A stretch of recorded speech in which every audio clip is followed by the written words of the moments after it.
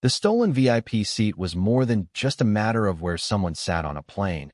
It was a reflection of how people are judged, how status is overlooked, and how prejudice can erase respect in an instant. He had walked into that cabin with the confidence of a man who had worked his entire life to earn every privilege his ticket represented. His tailored suit, his calm demeanor, his composed presence should have been enough to signal that he belonged. Yet the eyes that looked back at him carried doubt, suspicion, and an unspoken message that said he did not fit their picture of who deserved to be in that seat. The airline staff, with their forced smiles and measured tones, thought they could disguise their actions as protocol, as a technicality, but the sting of being singled out was sharp and undeniable. He knew what that seat meant. It was not just about comfort, extra space, or a glass of champagne served before takeoff.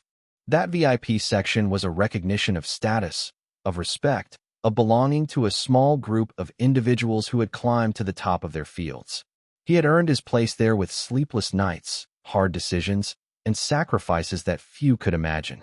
And yet, as the attendant leaned in and explained that his seat had been reassigned, the words carried an undertone that had nothing to do with scheduling or logistics. It was about appearance. It was about perception. It was about the color of his skin. The murmurs of nearby passengers only deepened the wound. Some looked away, embarrassed for him, while others allowed themselves faint smirks, as if the scene confirmed their quiet assumptions. The CEO could feel the weight of their judgment pressing on him, not because of what he had done, but because of what they thought he was. The stolen seat became a symbol of how quickly success and respect could be stripped away by those unwilling to see past their own narrow definitions. The flight attendant's explanation was rehearsed, smooth, almost mechanical. She pointed toward another seat, slightly further back, away from the VIP section. Her body language said it was final. Her eyes said it was justified.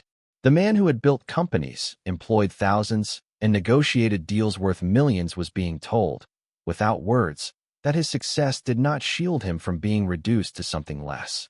That empty seat, waiting for another passenger, stood as a reminder of how power can be ignored when prejudice clouds judgment. Inside him, there was no outburst, no raised voice, no dramatic refusal. He simply looked at the seat that was supposed to be his, then back at the attendant who seemed so certain of her decision. The sting of humiliation ran deep, but his composure remained unbroken. To protest loudly in that moment would only feed the assumptions they already held. He understood the deeper cost of being placed in such a situation. His silence was not surrender, it was calculation. Every detail, every word spoken to him, every glance exchanged among the staff was being registered, stored, and weighed. The stolen VIP seat was more than an insult. It was a direct challenge to his identity, to everything he represented. For years, he had faced barriers that others never even saw, yet he had overcome them. He had fought for respect in boardrooms, battled stereotypes in negotiations, and risen above doubt in every arena of his career. But here, in the supposed neutrality of air travel, where money and class were supposed to speak louder than bias, he was reminded again that prejudice had no boundaries. The scene stretched on in slow motion. The hum of the plane, the shuffle of passengers stowing their bags, the casual chatter of those unaffected, all of it contrasted with the sharpness of the moment. He watched as another passenger, white and casually dressed, was ushered into the seat that was rightfully his. The staff offered smiles, warmth, and a tone completely absent from the exchange he had endured. The injustice could not have been clearer. He had paid for that seat, earned that seat, expected that seat, and yet it was taken as if his claim to it were somehow negotiable. The emotional weight pressed heavily, but he did not allow it to crush him. That seat was gone, yes, but the memory of how it was taken would not be erased. It would live on as proof of how systems of respect and privilege still bent towards certain people while dismissing others. For him, it was not about a chair cushioned with leather or an extra inch of legroom. It was about what it meant to be told, in front of strangers, that he did not belong where his money, his status, and his effort had placed him. The stolen VIP seat became a moment etched into his mind, a trigger for something far larger than the inconvenience of a flight. It was the spark of humiliation meant to diminish him, but it was also the spark of determination that would drive what came after. Every detail of that removal, every look cast his way, Every word chosen by the staff would form the foundation of what was to come. It was a theft not just of a seat, but of respect, and it was a theft he could not allow to pass unnoticed. The prejudice exposed in that moment was not subtle. It was raw, deliberate, and unavoidable. The CEO had entered the cabin expecting service befitting his status, only to be met with suspicion and cold politeness, the kind that barely concealed judgment. From the very first glance, the attendants seemed to measure him against an invisible standard, a set of assumptions that had nothing to do with tickets or class or behavior, but everything to do with his skin color. Their eyes scanned him, not with curiosity or interest, but with disbelief, as though the idea of a black man in a position of power was somehow incongruent with their understanding of how the world worked. He felt the weight of their doubt pressing on him in a way that no physical discomfort could replicate, an invisible barrier constructed entirely from bias and narrow-mindedness. It was not only the staff who displayed these prejudices. Even the passengers absorbed the tension, some glancing with unease, others with quiet judgment. The casual observers of the situation were, in effect, accomplices in the subtle degradation. Every hesitation in service, every extra word given to others but withheld from him, every moment of small inconvenience carefully orchestrated, carried a message: you do not belong here.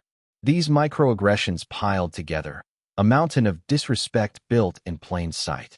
And while some passengers may have been oblivious, others understood, and their silent complicity only reinforced the power of the prejudice. The CEO's presence, in theory, should have commanded respect. He was a man who had built empires, made decisions that affected thousands, and navigated the complex networks of corporate power with unmatched skill. Yet the prejudices of the moment ignored all of this, boiling everything down to a single, superficial characteristic: the color of his skin. The cabin, filled with luxury, became a theater of injustice, where subtle acts of discrimination were performed as though they were invisible to everyone else, as though the act of denying him respect carried no consequences. The stark contrast between his expectations and the treatment he received highlighted how deeply ingrained bias can override even the most obvious indicators of status and accomplishment.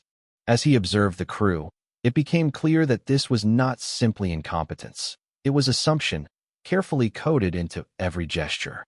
The attendants treated him not with open hostility, but with an almost clinical coldness, the kind that communicates judgment without a single harsh word. The way they hesitated before answering questions, the way their tone was flat and controlled, the way their smiles disappeared the instant they turned to him, all of it signaled a fundamental failure to recognize his authority and worth. He understood immediately that the prejudice was not accidental. It was systemic, and it reflected assumptions carried not just by one individual, but by a culture of micro-decisions that collectively enforce exclusion. The prejudice extended beyond gestures and tones. It manifested in actions, or inactions, that should have been routine. Drinks arrived late, attention was deferred, and the smallest requests were met with resistance or a faint sigh. When another passenger, white and unassuming, was served immediately and with warmth, the contrast became painfully evident. It was a deliberate reminder that the hierarchy of attention in this cabin was skewed by something other than merit or payment. The CEO was placed in a position of having to absorb not only personal indignity, but also the glaring visual evidence of favoritism. Each small act, though seemingly trivial in isolation, accumulated into a narrative of marginalization, a message that he was seen not as a person of accomplishment, but as someone whose place had to be questioned. He recognized in that moment how prejudice operates quietly, invisibly, and efficiently. It does not always shout, but it signals, shapes, and constrains. It tests, measures, and limits without explicit articulation, relying on body language, tone, and microinteractions to communicate who belongs and who does not. The CEO, having navigated the treacherous waters of business where assumptions often disguise themselves as expertise or authority, understood immediately that this was a test of perception, a trial by bias that he could not simply ignore. The injustice was layered, complex, and persistent, and he had to navigate it without betraying emotion or weakening his position. Even the smallest details mattered. The way the attendants avoided eye contact, the slight hesitations before responding, the careful modulation of their voices, the deliberate over-attention to others, all of it reinforced a narrative in which he was not a CEO but an anomaly. They were attempting to fit him into a preconceived mold that excluded his identity, dismissing the authority he carried in the world beyond the cabin. Every gesture was a reminder of how bias subtly enforces boundaries, even against someone who had already proven his power in countless other arenas. Yet as the prejudice unfolded, it revealed more than just the ignorance of the staff. It exposed the fragility of their assumptions, the overconfidence that comes from believing they can define who deserves respect. Each small act of discrimination was a signal that they underestimated the CEO, that they misjudged the reach and impact of the person sitting quietly in front of them. The prejudices they acted on were their own undoing, creating the foundation for the very reckoning that would later come. The CEO could see every flaw, every assumption, every blink of arrogance, and he cataloged it, storing it away for the moment when the tables would turn. The prejudice was a test, a mirror reflecting the inadequacies of those who believed authority and status could be denied with casual gestures. It forced him to engage patience, strategic thinking, and composure, the very qualities that had defined his career and elevated him above countless other challenges. While the humiliation was real and the sting of bias undeniable, it also created a space in which he could observe, understand, and plan. The discrimination was not just an affront. It was material, data, insight, fuel for the careful strategy he would soon deploy. Through the exposure to this prejudice, he was reminded of the broader truth. Bias is not always loud, but it is pervasive. It exists in gestures, in delays, in emphasis, in tone, in the smallest of decisions. It can shape entire experiences without ever being acknowledged outright. And yet, while it was meant to diminish him, the prejudice also clarified his next steps. It revealed the ignorance, the arrogance, and the assumptions that could be exploited, not in anger, but in strategy.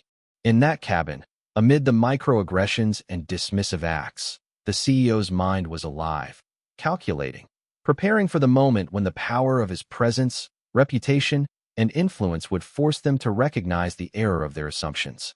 The quiet endurance he displayed during the entire ordeal was not born of weakness, but of extraordinary self-control and awareness. From the moment he was stripped of his VIP seat, he understood that any rash reaction would serve only to reinforce the prejudices of those who sought to diminish him. The cabin, filled with passengers unaware of the subtle injustices unfolding, became a stage on which he had to perform restraint, a silent test of his patience and composure. Each time an attendant ignored his requests, each moment when service was delayed or minimal, he absorbed it not as defeat, but as information, as insight into the attitudes and biases that surrounded him. Endurance in this context was strategic. It allowed him to observe, to note, and to plan, ensuring that any future action would carry the weight of preparation rather than impulse. As the minutes stretched into hours, he maintained an exterior of calm, a composed posture that communicated dignity even in the face of deliberate disrespect. There were passengers who glanced at him, some offering sympathetic smiles, others with subtle curiosity, sensing that something was amiss but unable to intervene. The endurance he displayed was not merely physical, it was emotional and mental. He held his anger, frustration, and disappointment in check, understanding that showing emotion in that moment would not correct the injustice, but could be twisted into evidence of instability, a false validation of the prejudice being displayed. Endurance required a careful balance. He could not appear too passive, for that would signal acquiescence, nor could he appear too reactive, for that would feed the narrative of undeserved volatility. Instead, he cultivated an air of quiet authority, a presence that could not be ignored even when it was being actively marginalized. Every gesture he made, every motion of his hands, every adjustment of his posture was deliberate, conveying confidence without arrogance, restraint without submission. This meticulous control of self allowed him to transform what was meant to belittle him into a demonstration of inner strength that was invisible to those who had attempted to humiliate him, but unmistakable to those who understood true power. During this period of quiet endurance, he also practiced mental observation. Every glance from the crew, every whispered comment, every hesitant word was noted, cataloged, and assessed. Endurance was not passive in this sense. It was active vigilance. He observed how prejudice manifests in subtle ways, how authority can be undermined not through overt confrontation, but through neglect, avoidance, and misjudged interactions. Each slight, each overlooked request, each preferential treatment given to others was a data point, a piece of the puzzle that would inform his eventual response. He realized that endurance was not simply about surviving the moment, but about preparing for the larger consequences that could be wielded strategically. Moreover, endurance required a deep understanding of timing. He understood that the moment of humiliation was temporary, a snapshot in time that could be leveraged later with far greater impact. By resisting the urge to react immediately, he preserved the element of surprise, the ability to reclaim authority in a way that would not only correct the injustice but magnify it, turning it into a lesson for those who had underestimated him. His patience was a form of power, a silent assertion that he was not defined by the actions of others, but by his own choices and responses. The psychological strain of quiet endurance was immense. To maintain composure while being actively undermined requires constant effort, a vigilance against letting subtle acts of disrespect penetrate the mind and disturb judgment. He controlled his breathing, his focus, and his thoughts, redirecting the natural human reaction to anger or indignation into strategic observation and planning. He reminded himself that the discomfort, while real, was temporary, whereas the lesson he intended to impart would be lasting. The endurance of this moment was as much about self-discipline as it was about eventual justice. Endurance also extended to his interactions with other passengers. He noticed who recognized the slight, who offered a nod of understanding, and who remained indifferent. These interactions, though seemingly minor, reinforced his awareness of human behavior under bias and highlighted the broader social implications of prejudice. Enduring their gazes, their assumptions, and their quiet complicity further strengthened his resolve. He understood that the story unfolding in that cabin was microcosmic, reflecting patterns of judgment and discrimination that occur everywhere, and his patient endurance was an act of reclaiming dignity not just for himself, but as a statement against systemic dismissal. Throughout the flight, he maintained an inner dialogue that reinforced his composure. He reminded himself of his achievements, the paths he had navigated, and the challenges he had overcome. Endurance in this context was intertwined with identity.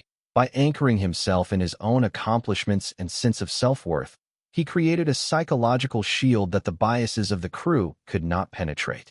Each minor indignity was transformed into a reminder of his resilience, reinforcing the understanding that true strength is measured not by the absence of conflict, but by the ability to navigate it with integrity. The quiet endurance he exhibited also shaped the eventual narrative of power reversal. By absorbing the initial insult and humiliation without confrontation, he gained the moral and strategic high ground. His calm presence contrasted sharply with the arrogance and carelessness of those who tried to diminish him, highlighting the contrast between composed authority and unchecked prejudice. The endurance allowed him to transform a moment meant to reduce his stature into the foundation for a response that would be measured, precise, and impactful. It created the psychological leverage needed to ensure that when the time came to act, his actions would resonate far beyond the confines of the cabin. In essence, endurance became his first act of strategy. It was a deliberate choice to convert humiliation into preparation, weakness into observation, and frustration into insight. Each moment he sat silently while his VIP seat had been taken, while subtle slights were enacted against him, he strengthened his capacity for influence. The flight attendants, unaware of the depth of his awareness, continued their actions believing him powerless, when in reality, every slight was being transformed into a tool for later reckoning. In this way, quiet endurance was not passive at all. It was the active cultivation of power, the preparation for the moment when authority, respect, and justice would be restored. Gathering leverage became the next crucial step in his silent strategy, a process that required patience, observation, and meticulous planning. From the moment the humiliation began, he understood that immediate retaliation would not yield the impact he desired. The situation demanded more than emotional reaction. It required evidence, clarity, and a record that could transform personal grievance into undeniable authority. Every glance, every gesture, every hesitation of the attendants was a clue, a piece of data to be collected and cataloged for the moment when it could be wielded with precision. His mind became a ledger of subtle injustices, noting who spoke when, how service was delayed, and which passengers were treated differently. This careful documentation was the foundation of leverage, a way to turn the imbalance of power that had been imposed upon him into a tool that would eventually shift the narrative entirely.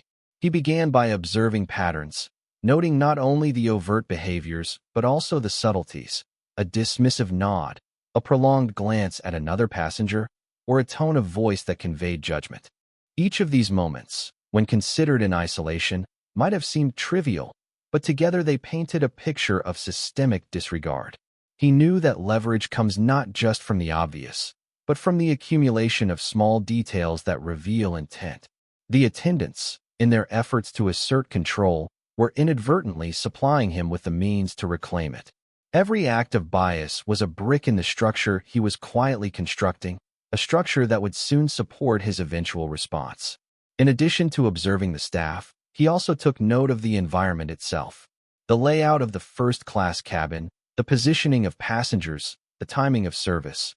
All of these details contributed to understanding the mechanics of influence and control within that space. Leverage was not only about collecting evidence of wrongdoing. It was about understanding the ecosystem that allowed such treatment to occur. By mapping out the dynamics of the cabin, he identified points where intervention could have the greatest impact. This kind of strategic thinking, honed through years of leadership and business negotiations, allowed him to convert a moment of personal insult into an opportunity for calculated empowerment. Technology became an ally in gathering leverage.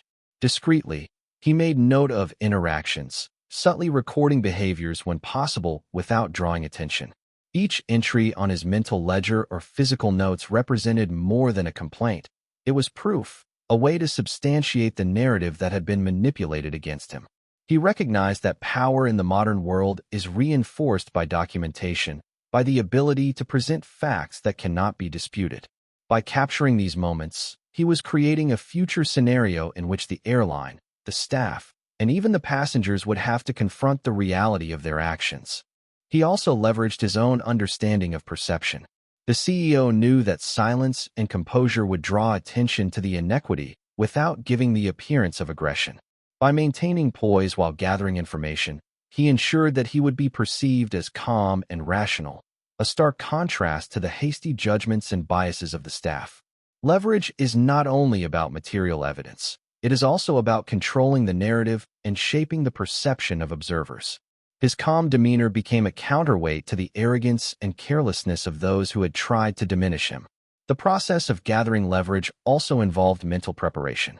He visualized potential outcomes, anticipating how the airline might respond, how colleagues might perceive the incident, and how the public could react if the truth were revealed. Every observation he made in that cabin was cataloged against possible future scenarios. This foresight allowed him to transform what could have been a moment of anger into a strategic opportunity. By considering multiple angles and potential consequences, he ensured that his leverage would be comprehensive and effective.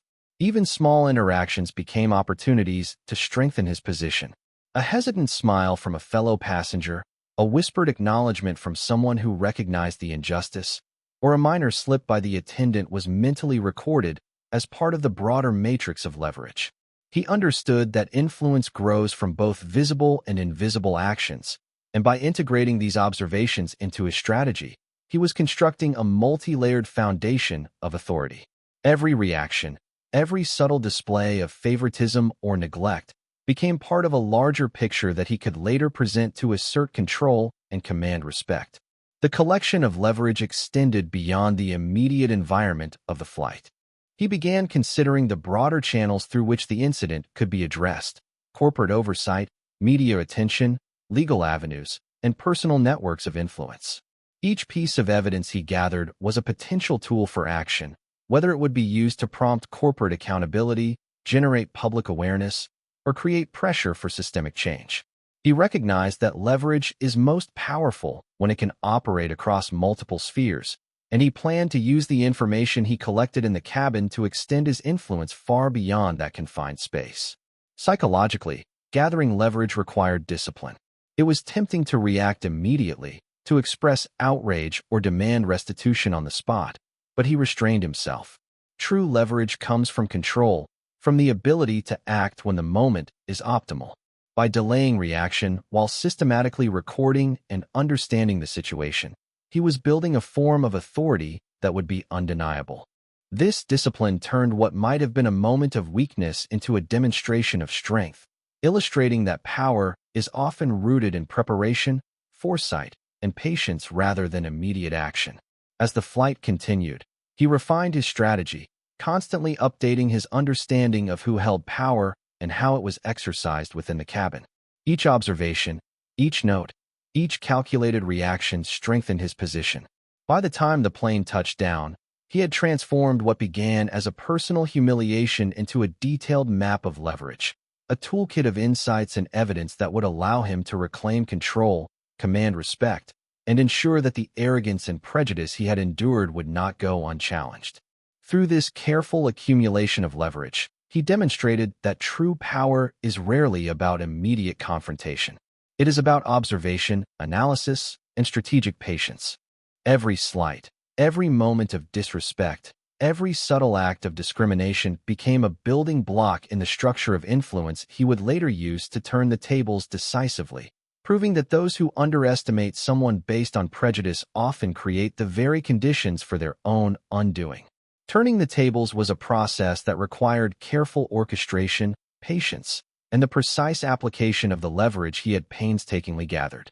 The moment his VIP seat had been taken and he had endured subtle slights, he began to envision a sequence of actions that would transform humiliation into triumph. This was not about immediate retaliation or angry confrontation.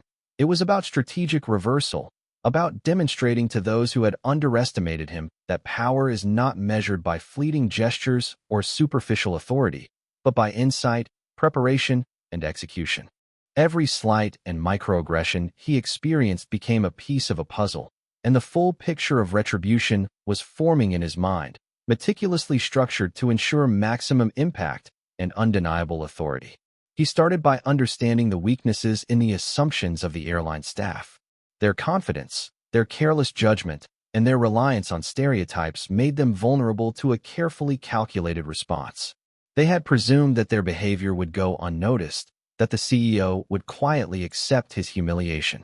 In their arrogance, they had underestimated not only his capacity for patience, but also his ability to mobilize influence and turn injustice into accountability. By recognizing the patterns of their overconfidence, he identified precise points where his actions could reverse the situation entirely. The reversal would not simply restore his position, it would demonstrate decisively who held the real power. Timing became crucial. He waited, observing how the airline handled the rest of the flight, noting how the crew interacted with other passengers and how the management of service revealed their priorities. He calculated the optimal moment to act, understanding that turning the tables is not effective if rushed or reactive. By allowing the initial insult to unfold fully, he ensured that the eventual reversal would carry greater weight, creating a dramatic contrast between the disrespect shown to him and the authority he would later command. The delay was strategic, turning patience into a weapon, demonstrating that true power often lies in restraint rather than impulse. Communication and presentation were essential components of the reversal. He understood that influence is amplified not just by the actions taken, but by how they are perceived by others. Whether through subtle gestures, carefully chosen words, or public statements, he crafted an approach that would highlight the injustice while asserting his authority. The goal was not to humiliate for the sake of revenge alone, but to illuminate the error of the staff's assumptions, to create a moment where their behavior could no longer be ignored, and to ensure that respect would be restored on his terms.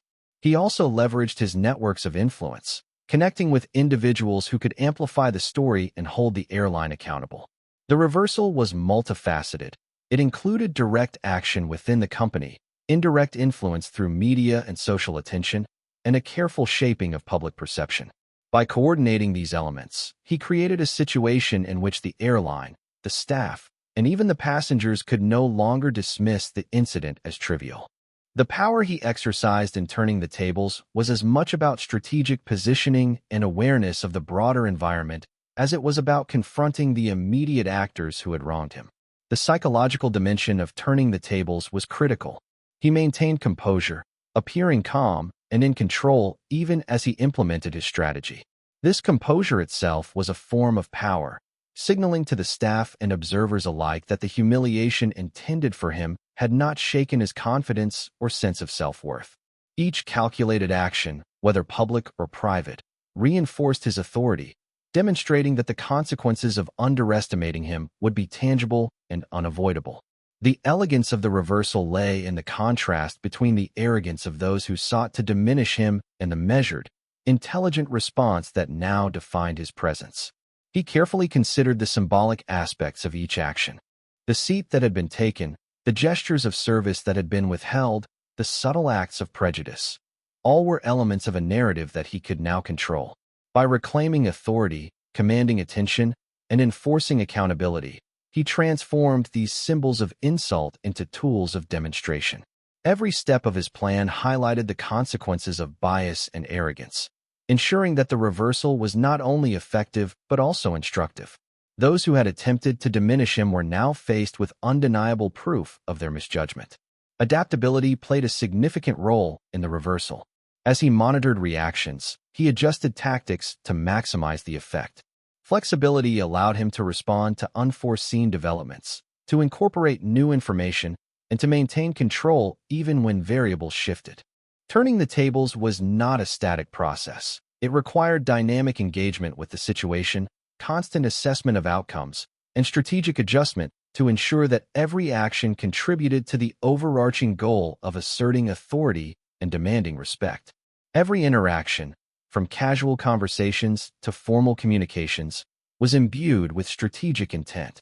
By highlighting competence, dignity, and insight in contrast to the arrogance and assumptions of the airline staff, he created a narrative in which the audience, whether passengers, colleagues, or the broader public, could see clearly who was truly in control.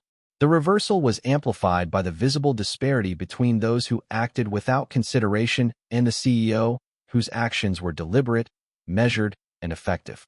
The culmination of turning the tables was both symbolic and practical. Respect, previously withheld, was now undeniable. Accountability, previously avoided, was now unavoidable. The process demonstrated that power does not reside solely in titles or temporary positions of authority, but in the ability to observe, plan, and act with precision. The CEO's measured response converted an initial moment of marginalization into a decisive victory, proving that strategic intelligence, patience, and foresight can overcome even the most deliberate acts of prejudice. Throughout the process, the CEO maintained a focus on outcomes rather than emotions. While the humiliation had sparked anger and frustration, the act of turning the tables required transforming these emotions into disciplined action. By focusing on measurable results, restored respect, acknowledgement of injustice, and demonstration of authority, he ensured that the reversal was not a fleeting triumph but a lasting assertion of power. The success of the strategy lay not merely in the reaction of the airline staff, but in the creation of a narrative in which his dignity, intelligence, and authority were reinforced, leaving no doubt as to who was truly in charge. Turning the tables, in essence, became an exercise in controlled empowerment. It transformed a moment intended to diminish him into a demonstration of influence and capability. Each step, calculated and deliberate, underscored the principle that true power is exercised through strategy, observation, and timing, and that even the most arrogant attempts to undermine authority can be met with measured, impactful, and undeniable response. Regret delivered was the culmination of all the planning, patience, and strategic observation he had maintained since the moment his VIP seat was taken. This was not a superficial or vengeful act aimed merely at embarrassment. It was a carefully orchestrated demonstration designed to ensure that those who had underestimated him fully understood the consequences of their arrogance and prejudice. The airline staff, the attendants who had acted on assumptions and biases, and the broader system that allowed such behavior to go unchecked were about to confront the undeniable truth that disrespect directed at him carried tangible repercussions. Every action leading up to this moment had been calculated, each observation catalogued, and every opportunity for leverage had been seized. Regret was not accidental. It was engineered, precise, and inescapable. The CEO understood that the delivery of regret needed to be visible yet controlled, impactful yet dignified. He did not rely on shouting or confrontation. He relied on demonstrating authority in a way that left no room for dispute. The subtle power he wielded, composed demeanor, calculated timing, and public visibility, was magnified by the contrast between his controlled response and the carelessness of those who had attempted to belittle him. The moment of delivery was designed to amplify the emotional and psychological impact, ensuring that each participant in the scenario recognized not only the mistake they had made, but the folly of underestimating someone who commanded respect through skill, intelligence, and presence. Regret, in this sense, was an active force, not a passive reflection. He began by reclaiming the narrative, ensuring that the story of his treatment was communicated accurately to the right audiences. The evidence he had gathered, both subtle and documented, became the backbone of this narrative. Photos, observations, and first-hand accounts combined to create an unassailable record of the events, leaving no room for dismissal or excuse.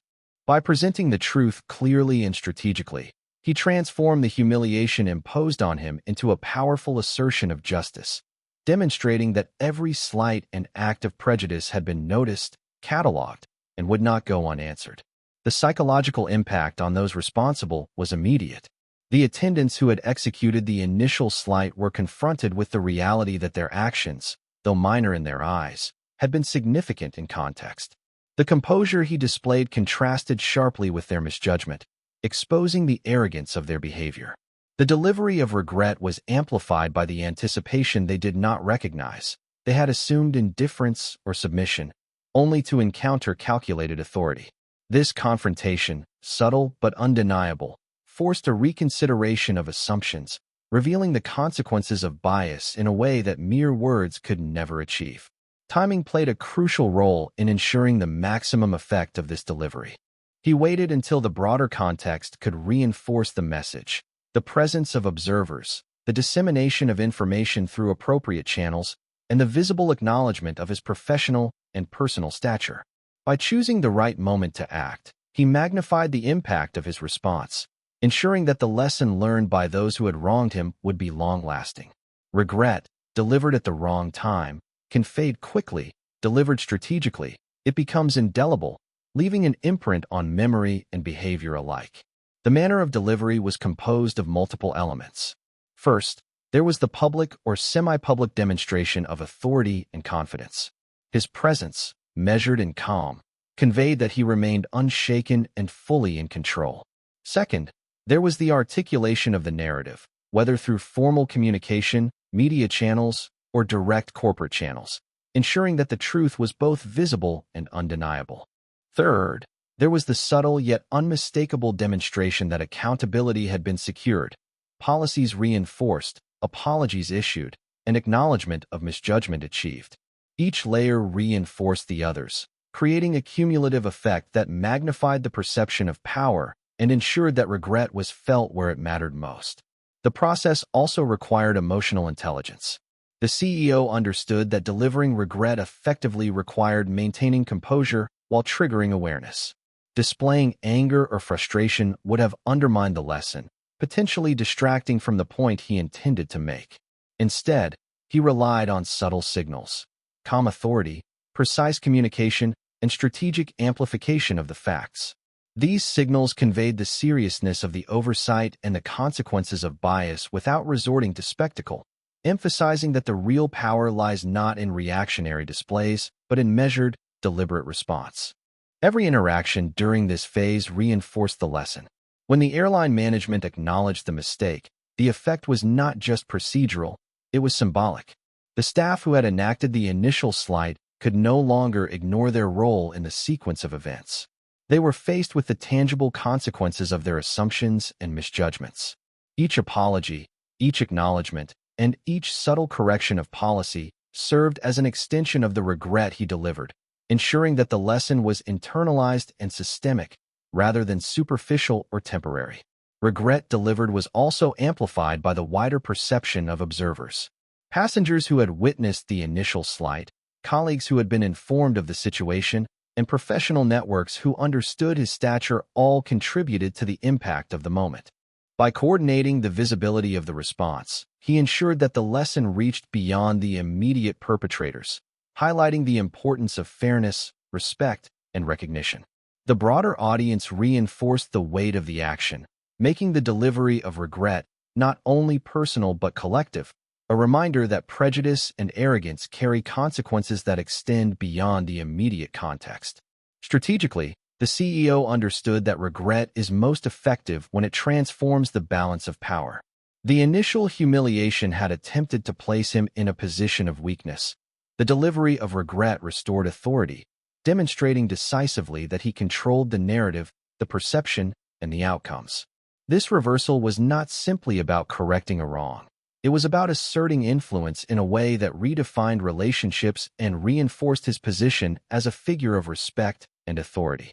The psychological impact was profound, ensuring that those who had erred would think twice before underestimating someone again.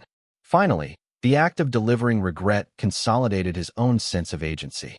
Every careful observation, every moment of patience, every piece of leverage gathered culminated in a powerful affirmation that he was not subject to the whims of bias or the arrogance of others. By transforming a moment of injustice into one of strategic empowerment, he demonstrated that true power lies not merely in position or title, but in the ability to act decisively, thoughtfully, and effectively to correct wrongs, ensure accountability, and assert authority in a way that resonates far beyond the immediate situation.